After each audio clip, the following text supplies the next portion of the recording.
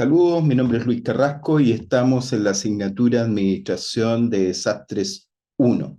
Esta es la cápsula número 7 que tiene que ver con principios, con el estado de situación. Vamos a compartir las diapositivas.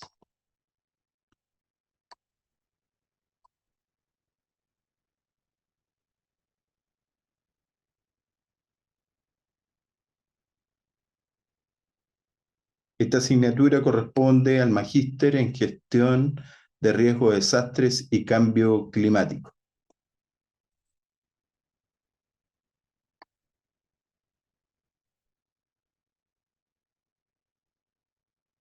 Pues bien, ya estamos en los últimos contenidos y hemos venido desarrollando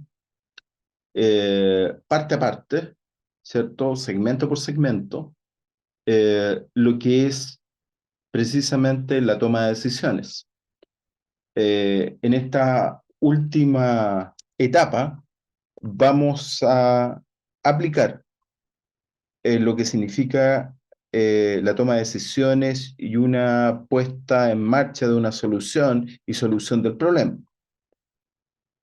Esto no hay que perder de vista que está sistematizado, está explicado dentro de un contexto teórico para entender bien cuáles son los procedimientos, cómo se lleva a cabo esto, finalmente cómo se va estructurando todo este proceso hasta llegar a una toma de decisiones para una solución correcta frente a un problema. Por lo tanto, en esta cápsula lo que vamos a pretender es que el estudiante será capaz de reconocer y describir un problema sumamente importante, dado que cuando estamos hablando de este tipo de situaciones, es sumamente importante que la persona que está a cargo de este tipo de decisiones está en una acción crítica, está en un espacio de resolución de conflictos, tenga súper claro cuando hay un problema. Nosotros estamos constantemente, como hemos visto, tomando decisiones, dando soluciones, pero no todos son problemas, ni todos son problemas con las características que se nos presenta frente a una emergencia o frente a un desastre. Estamos hablando de decisiones que se toman bajo presión, estamos hablando de decisiones que se toman precisamente bajo eh, una presión que nos asigna muy poco tiempo. Aquí está en juego muchas veces vidas humanas, recursos, pérdidas materiales, en fin. Entonces estamos hablando de un escenario que es totalmente desfavorable en la toma de decisión.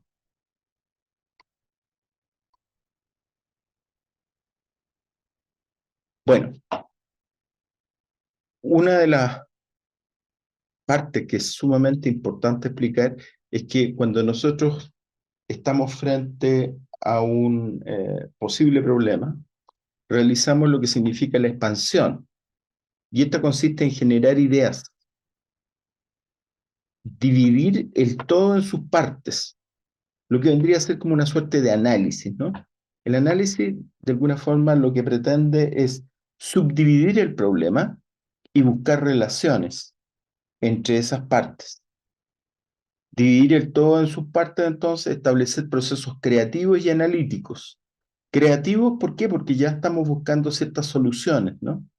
Porque estamos buscando derechamente eh, la respuesta al problema que se nos ha suscitado. Entonces, el propósito es multiplicar el número de elementos, de hitos, incrementar la cantidad de información para la toma de decisión. Entonces, cuando nosotros tenemos un problema y está aglutinado, es un todo, lo primero que nosotros requerimos para solucionar ese problema es que sea subdividido, sea analizado. Y ese análisis es un análisis rápido. Aquí entenderemos que muchas veces están los grupos de trabajo presentes, ¿no? En donde ayudan a analizar este problema, ayudan a analizar este cúmulo de información que está aún muy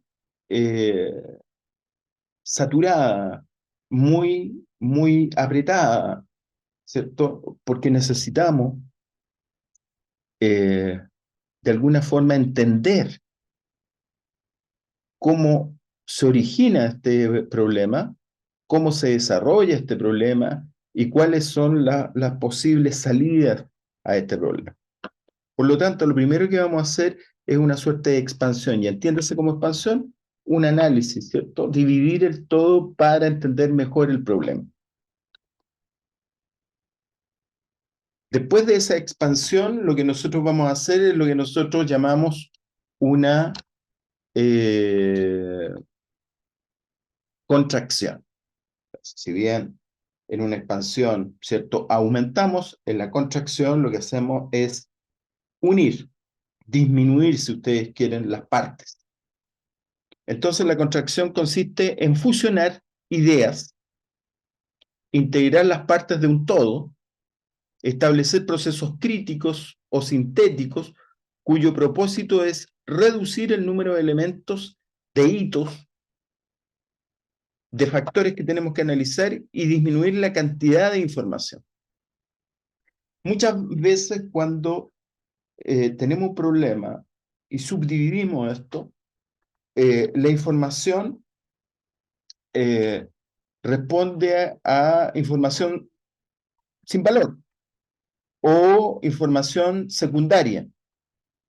Y esa información secundaria es la de que de alguna u otra forma yo la puedo subsumir en una información que es primaria o simplemente la elimino, porque no me aporta a la toma de decisiones, porque no me va a facilitar la toma de decisión y no me va a facilitar la solución del problema.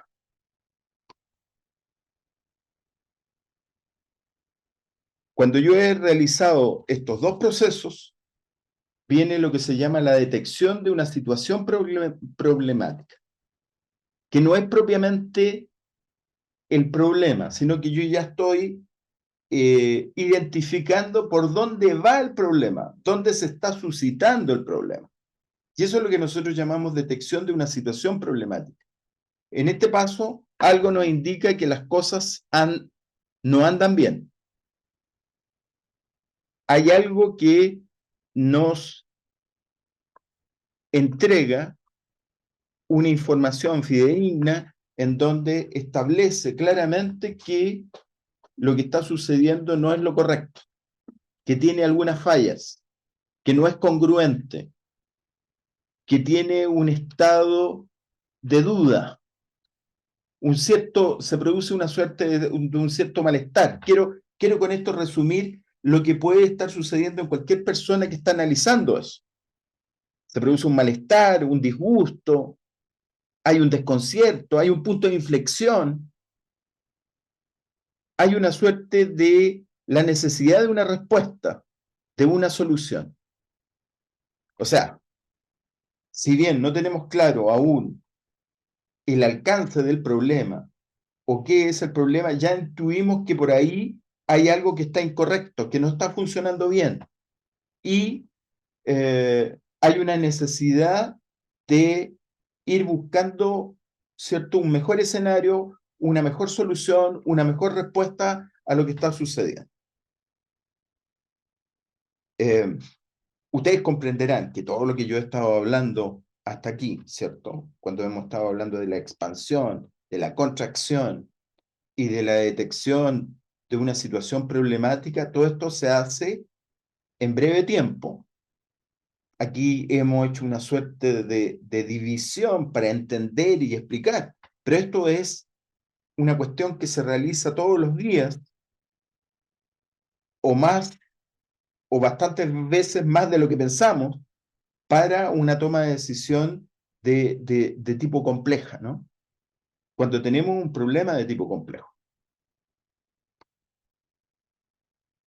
Pues bien, si aquí ya hemos tomado el problema, lo hemos subdividido, después nos hemos ido a la información más relevante, hay una suerte de detección de dónde podría estar el problema, ahora viene un análisis de la situación problemática. O sea, ya aquí derechamente vamos a hacer una suerte de división interna en ese segmento, en eso que para nosotros es significativo, en donde nosotros intuimos, olfateamos que hay un problema y vamos a escarbar ahí, vamos a desmenuzar. Dividimos la compleja situación problemática en elementos con los cuales podamos iniciar acciones hacia la solución. Entonces, yo divido este problema, ya sabemos que estamos en un segmento específico y ya me estructuro, desarrollo lo que son acciones hacia la solución.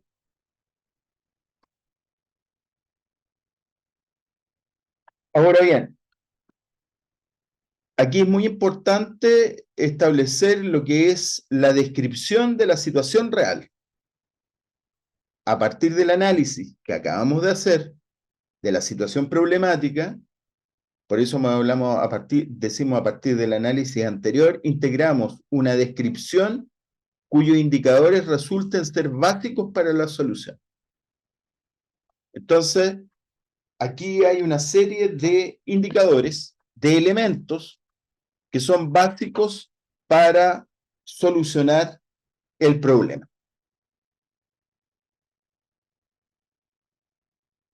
Y si bien tenemos una situación, una descripción de un hecho real, también tenemos que tener una descripción de la situación deseada. O sea, tenemos un problema a portas, tenemos un problema ya detectado, ya estamos buscando las soluciones y tenemos que proyectar lo que es la descripción de la situación que deseamos suceda. ¿Cuál es el resultado que queremos que se desarrolle o queremos que llegue a puerto? Entonces, aprovechando los mismos elementos de la descripción anterior, se estructura una solución deseada. Entonces, tenemos más o menos, ¿cierto?, una explicación de lo que está sucediendo, de los elementos que son relevantes, pero que aún no confluyen en una solución, pero sí, con esos elementos y con algunos otros aportes, vamos a llegar a la solución deseada.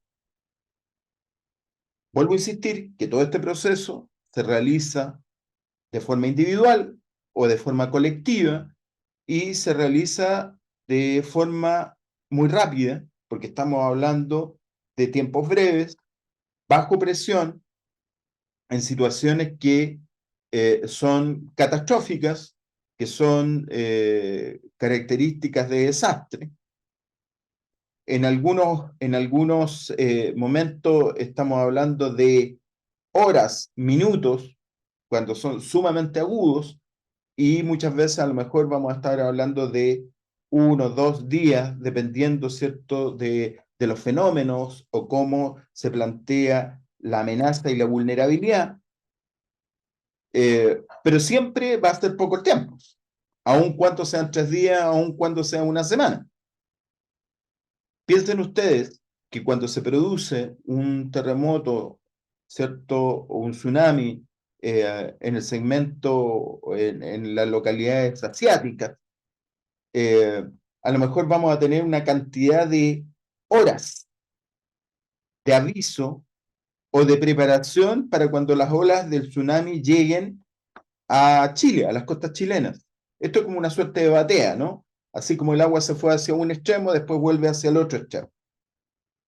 Es por eso que estamos ya más acostumbrados a estos avisos que tienen que ver con avisos de tsunami, en donde dice algo así como no se dan las condiciones para que se produzca un tsunami en las costas chilenas. Y con eso se desactiva el sistema de seguridad y de evacuación. Bueno, pero si se dieran las condiciones, uno tiene un tiempo limitado para tomar ciertas decisiones estratégicas para poder solucionar el problema y para lograr con éxito lo que se requiere. Sin embargo, si esto fuese un tsunami local, tal vez veríamos que la decisión muchas veces se va a tener que tomar en minutos. El tema de elevarse una ola en las costas chilenas debido a un terremoto muy fuerte puede ser minutos. Y muchas veces no da para una estructura colegiada, o sea, aquí no vamos a mandar un documento, aquí no vamos a avisar de forma ordenada, sino que más bien va a ser una decisión casi a viva voz y en algunos casos van a ser acciones de autoprotección de algo que ya está previamente ensayado y estudiado. Entonces, con esto lo que quiero decir es que muchas veces las condiciones también van a regular cómo va a ser la respuesta. Piensen ustedes también que a lo mejor tampoco yo, si esto es demasiado rápido, son 10 minutos, levanta una ola, eh, impacta la primera línea de edificación, impacta a la primera segmento de población, es probable que mis decisiones sean, o las decisiones del grupo técnico, tengan que ver precisamente con post-impacto, en términos de rescate, de recuperación, o pensando en que podría venir otra ola, eh, cuáles son las decisiones con respecto al segundo segmento de edificación. Entonces, son situaciones que son totalmente dinámicas. También lo entendemos, ¿cierto?, en el caso puntual de otro tipo de fenómenos. Recientemente el tema de los incendios forestales, por ejemplo, ¿no? Hoy día, con bastante exactitud, tenemos los pronósticos meteorológicos y podemos hacer o programar más que programar, planificar algunas acciones frente a lo que va a ser altas temperaturas, en donde ya se establece, ¿cierto?, una cantidad de temperatura muy alta, en algunos casos 40 grados, humedad muy baja y velocidad del viento bastante complicada, sobre 50 kilómetros hora. Bueno, esos son todos los elementos que confluyen para que hayan grandes incendios, esto se propague y como sucedió en los últimos eventos y en otros similares, afecte a la población. Entonces aquí tenemos un momento de toma de decisiones que está establecido en 72 horas, en donde uno tiene que tomar decisiones y que muchas veces puede haber un cambio meteorológico y simplemente quede en nada, pero si es que esto es cierto, hay ya las decisiones están tomadas para evitar que se produzca un problema. En estos últimos eventos yo escuchaba a los técnicos, a la gente que está haciendo la coordinación y la dirección en este tipo de eventos, que decía que no se había tenido mayores pérdidas porque se habían tomado las decisiones con bastante antelación. Pero quiero decirle que muchas veces el tomar esas decisiones con bastante antelación también significan pérdidas, también significa que la gente tenga que salir de su casa y provoque otro tipo de trastorno y a lo mejor no hay absolutamente nada. Esto es como suspender las clases en virtud de las lluvias que van a caer y después no cae lluvia. Entonces en todo momento, tanto en una decisión proactiva como en una decisión reactiva, también pueden haber pérdidas, pueden haber también tropiezos, pero es una cuestión que uno con poca información, con la información relevante, debe ser capaz de tomar. Bueno, cuando tenemos entonces esta descripción, que es la real, y tenemos esta descripción que es la deseada, y estamos buscando las brechas precisamente para la toma de decisiones, lo que uno tiene que hacer también es la búsqueda de discrepancia. Esta surge de la comparación entre la descripción real y la deseada. Se toma en cuenta las distancias y los valores de los elementos escogidos. Entonces, lo que se tiene, en virtud de lo que se quiere conseguir, de lo que nosotros vamos a aportar. O sea, piensen ustedes, haciendo una analogía con este tema de los incendios forestales, tenemos un pronóstico meteorológico, tenemos ciertas condiciones de vulnerabilidad, sabemos lo de la amenaza, pero en determinado momento estratégicamente se dispone de una gran cantidad de contingentes, de bomberos, disponemos de una gran cantidad de gente de CONAF y del ejército, y una gran cantidad de aviones y helicópteros para la extinción. ¿Por qué? Porque ahí hay una decisión que apela a la oportunidad. Mientras más rápida sea la respuesta, mientras más rápida sea la acción, lo más probable que el impacto, la pérdida, sea muy menor. Sin embargo, cuando uno tiene pocos recursos humanos, no tiene coordinación, no tiene elementos de extinción aérea, material para extinción aérea, es